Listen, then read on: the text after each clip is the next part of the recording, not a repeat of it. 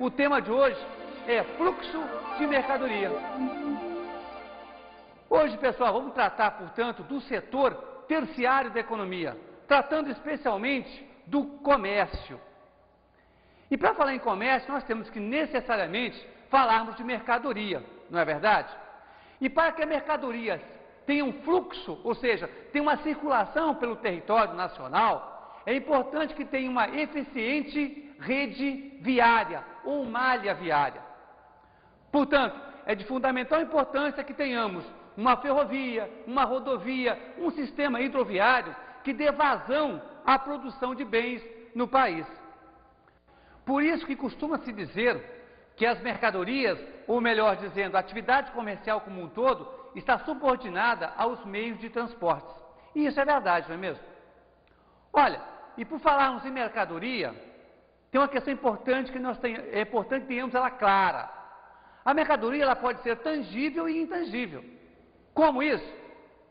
Então veja, uma mercadoria tangível é que nós podemos pegar, por exemplo, um sapato, um automóvel. Uma mercadoria que é intangível, ou seja, não podemos pegar necessariamente, como por exemplo um serviço prestado, uma determinada imagem produzida nos meios de comunicação, também é uma mercadoria. Portanto, o conceito de mercadoria tem que ser necessariamente relativizado. Vamos ficar atentos a essa questão. Agora, também é verdade que quanto maior o grau de intensidade tecnológica embutida numa mercadoria, ela ganha valoração. E, portanto, no mercado, ela vai ter um preço bem mais elevado. Bom, pessoal, já que nós dominamos os princípios da atividade comercial, essa introdução foi importante. Vamos avançar então? Vamos falar de comércio interno. O comércio interno é aquele comércio realizado dentro do país ou dentro de uma região, tá certo?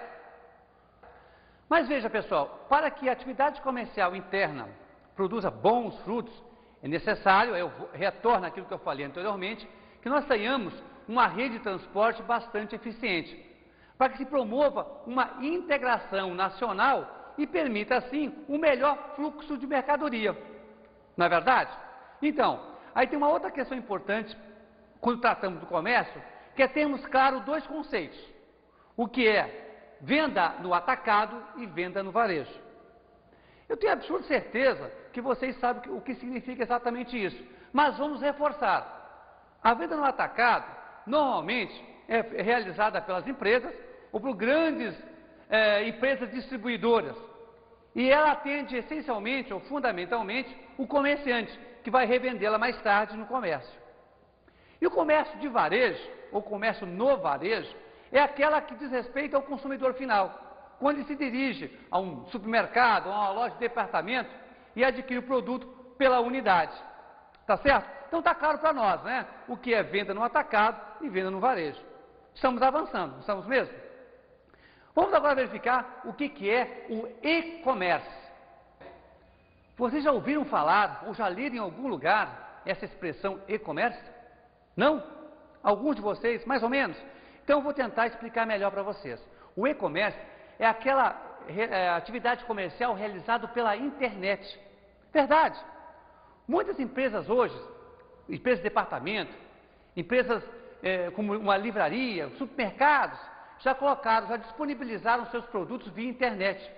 O consumidor basta acessar determinada empresa e comprar o produto, que em poucos tempos estará na sua casa, pagando via cartão de crédito.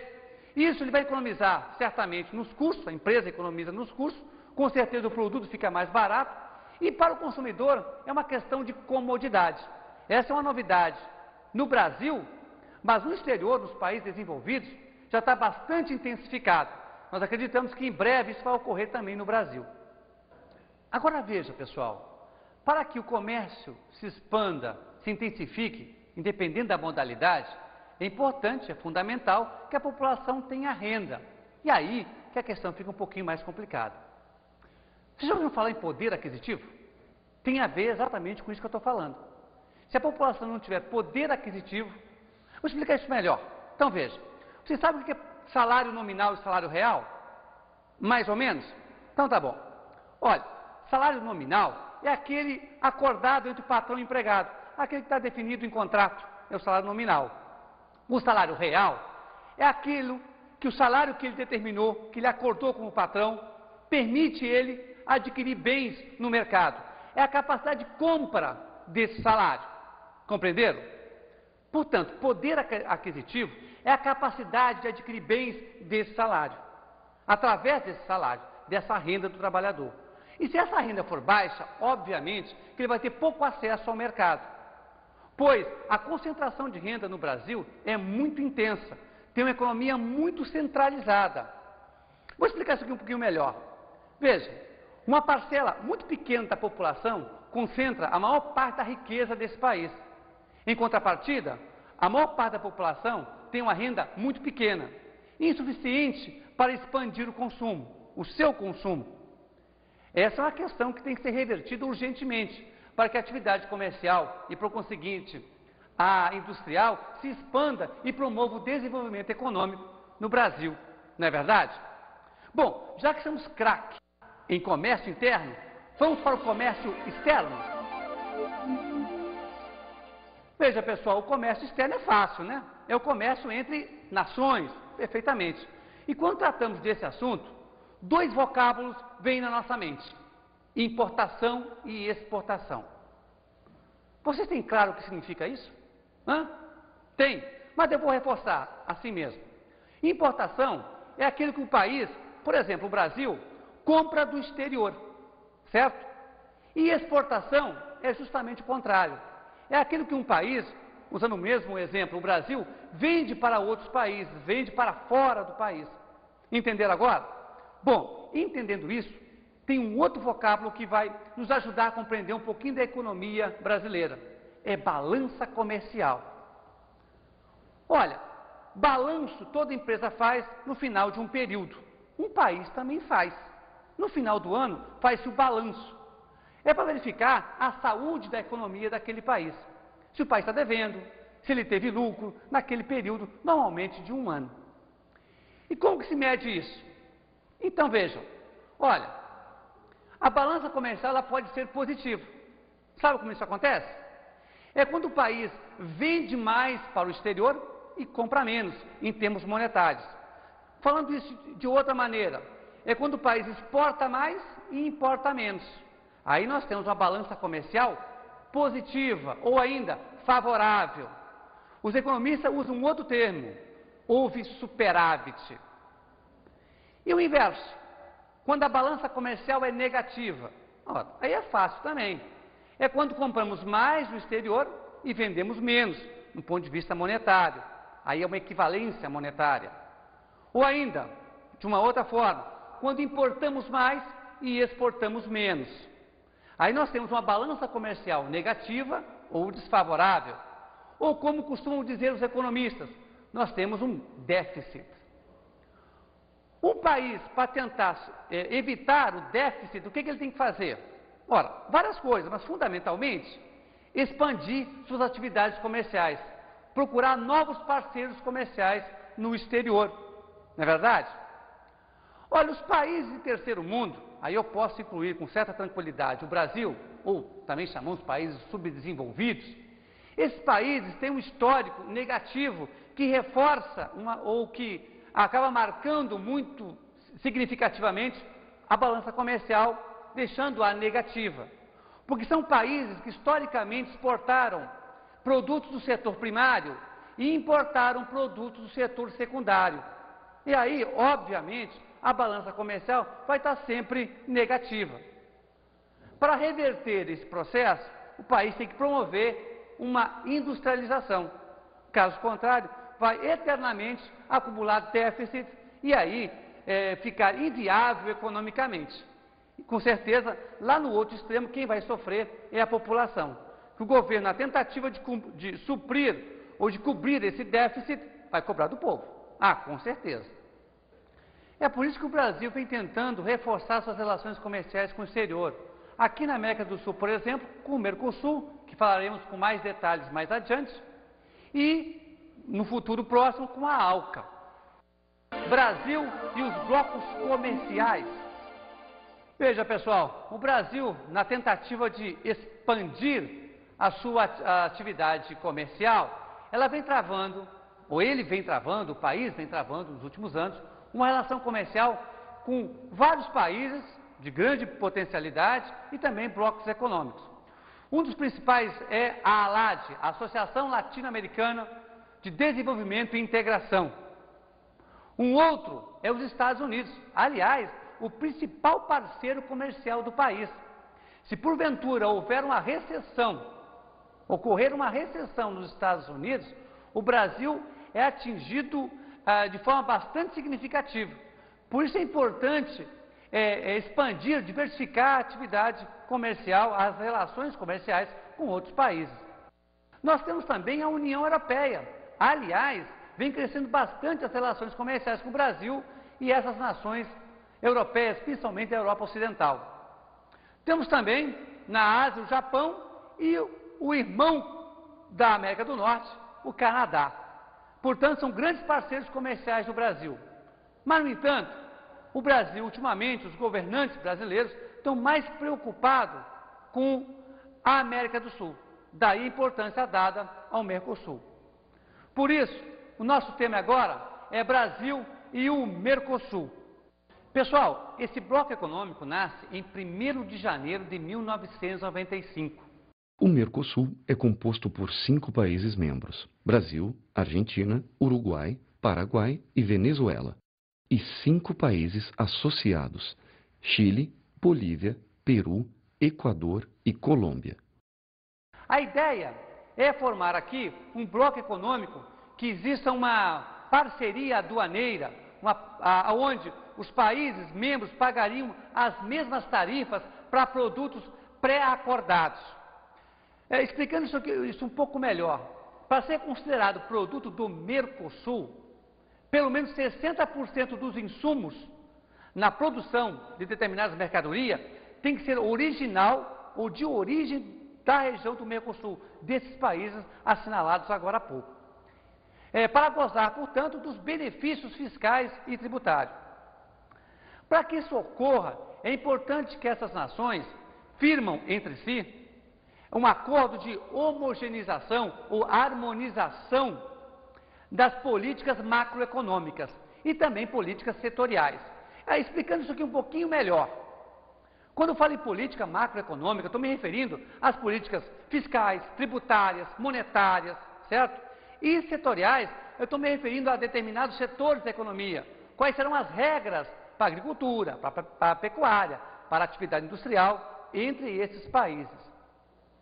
Olha, para o Brasil, o Mercosul é extremamente importante, pois 15% das exportações brasileiras se destinam a esse mercado. Bom, pessoal, acredito eu que ficou claro para vocês e acrescentou bastante no conhecimento da economia brasileira essa conversa que tivemos agora há pouco. Mas vamos aprofundarmos um pouquinho mais sobre o Brasil, em suas características mais gerais. Brasil, país de contrastes. Por que esse título? Ora, pessoal, é fácil dar uma resposta a essa questão. Olha, a diversidade cultural no Brasil é enorme.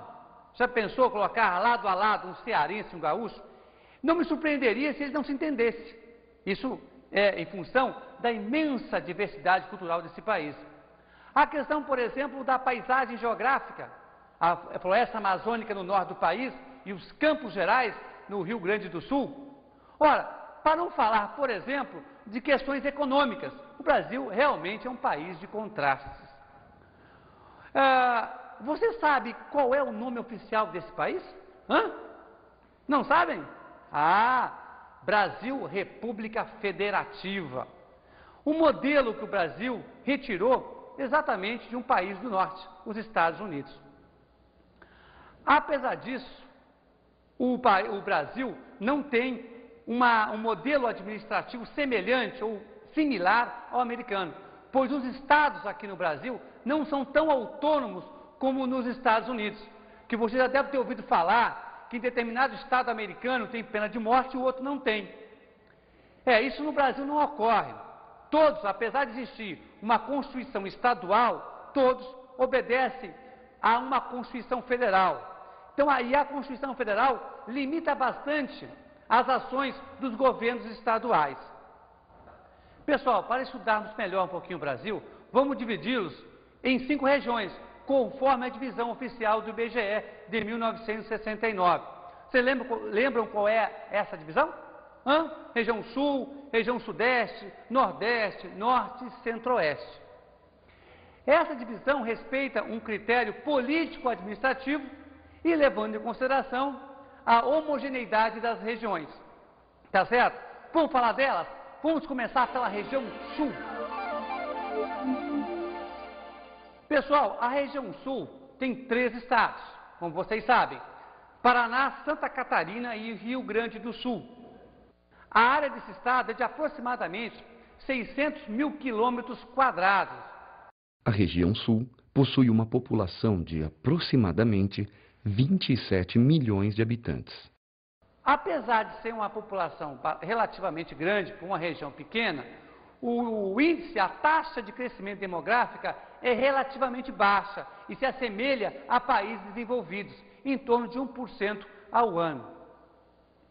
No ponto de vista étnico, a população dessa região é basicamente de origem europeia, branca europeia, que veio para cá desde o começo da colonização no Brasil, mas com mais intensidade entre o século XIX e século XX.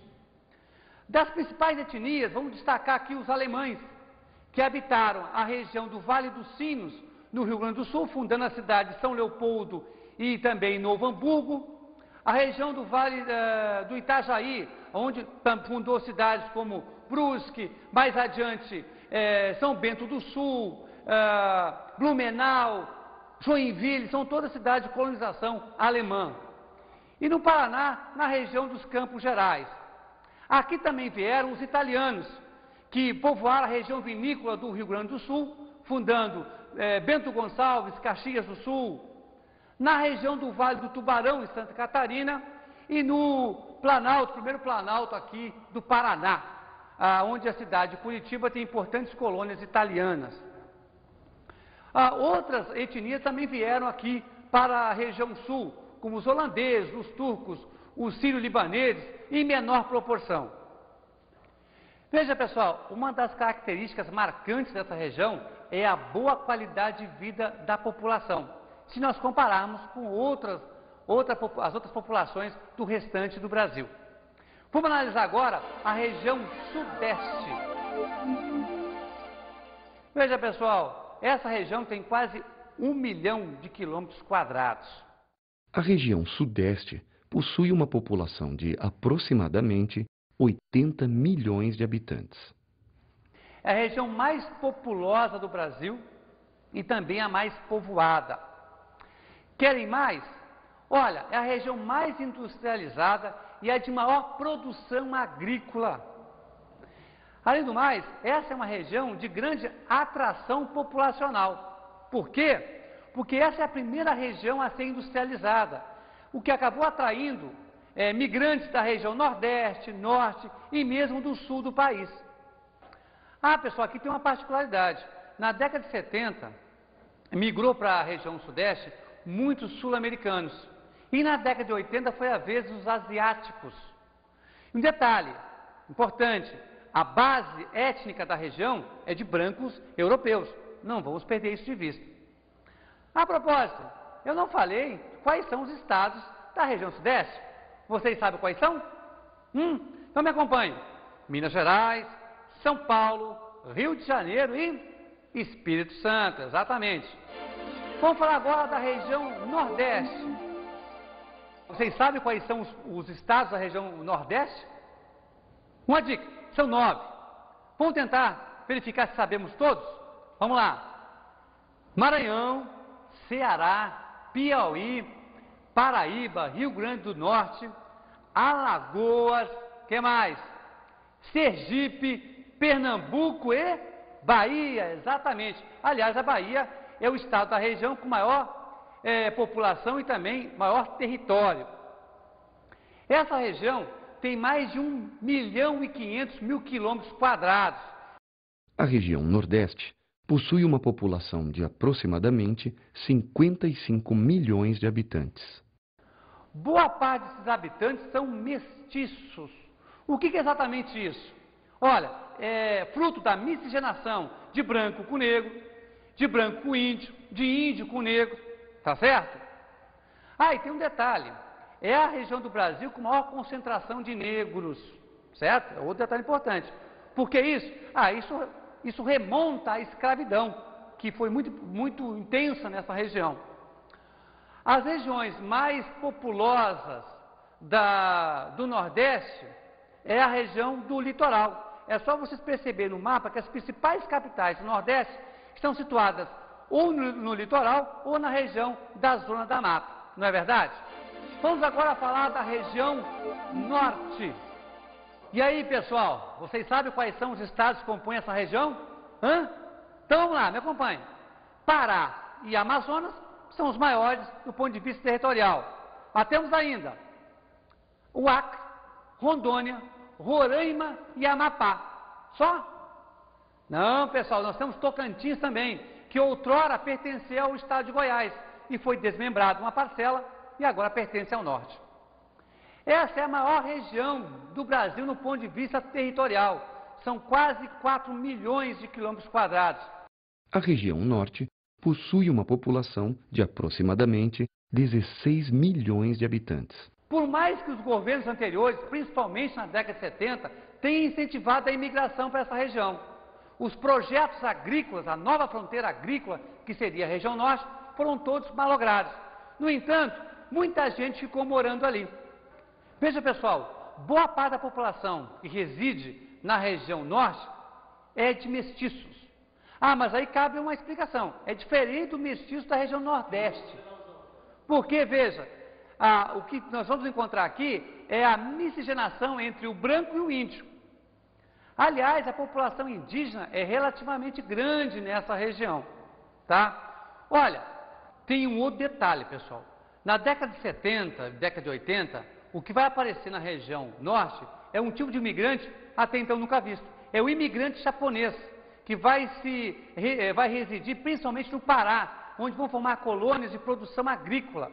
Para você ter uma ideia do sucesso que estão fazendo os japoneses nessa região, o município de Tomé-Açu é um dos maiores produtores mundiais de pimenta do reino. É, verdade.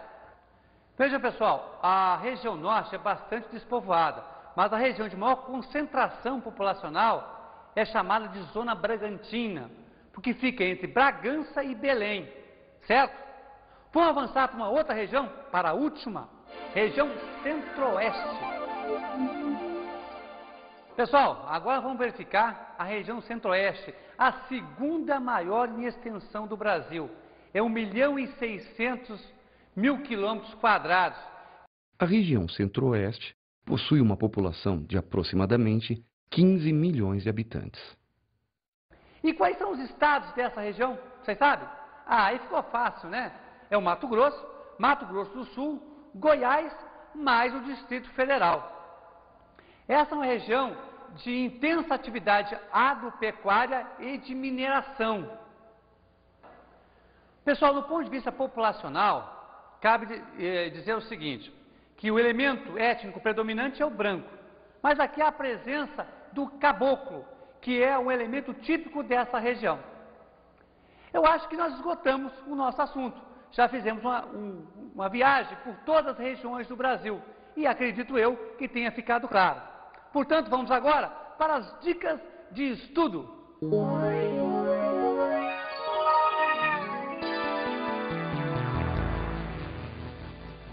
Pessoal, vamos para a nossa primeira dica. Fazer uma abordagem sobre a atividade comercial de sua região. Agora a segunda dica para vocês. Indicar as semelhanças que podemos observar entre a região sul e sudeste. Agora, pessoal, a última dica. Apontar as características sociais e econômicas das regiões nordeste, norte e centro-oeste.